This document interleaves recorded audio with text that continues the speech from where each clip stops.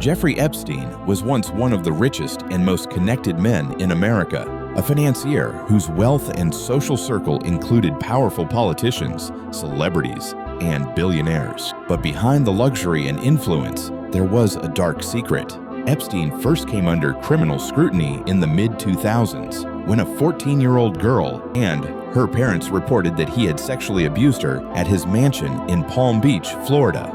Investigators uncovered evidence that he had been paying underage girls for sexual acts and recruiting others to bring victims to him. Despite the overwhelming allegations, Epstein struck a controversial plea deal in 2008, pleading guilty to just 2 prostitution charges and serving a lenient 13-month sentence with work release. Critics argued it allowed him to avoid more serious federal consequences. The scandal didn't die there. Federal prosecutors reopened the case years later. In July of 2019, Epstein was arrested in New York and charged with federal sex trafficking of minors and conspiracy to engage in sex trafficking, accusations that stretched over many years and pointed to a network of exploitation involving dozens of victims. Investigators alleged he paid underage girls for sexual acts and used his wealth and influence to keep the operation running. He pleaded not guilty and was denied bail. Epstein's properties, especially his private Caribbean retreat on Little St. James, often called Epstein Island, became a major focus. On that island, he hosted guests and friends from high society, and federal investigators believed it was a central location in his trafficking scheme.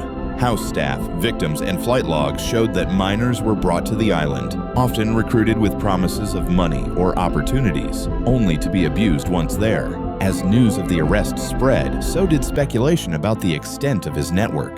For years, there were rumors that Epstein had kept a client list of powerful individuals who participated in or facilitated his crimes. In late 2025 and early 2026, the U.S. government released millions of pages of documents, popularly referred to as the Epstein Files. Court filings, communications, photos, travel logs, and other records related to his criminal investigations. The files revealed more about his connections, including correspondence with high-profile figures, and raised troubling questions about who may have known what and when.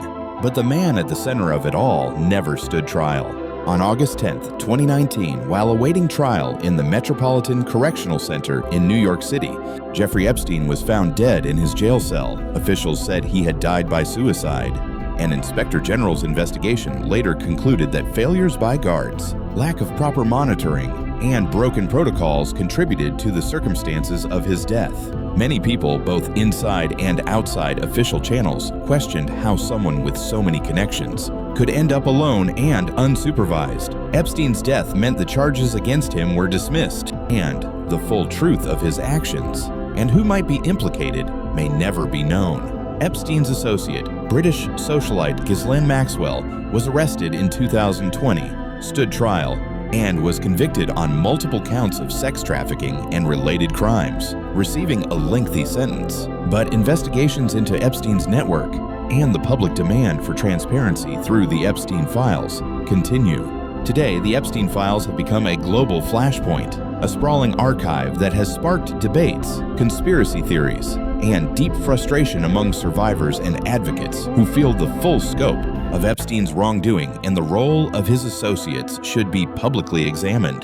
The story of Epstein, the island, the charges, and his death is one of power, secrecy, and unanswered questions that still haunt the public consciousness.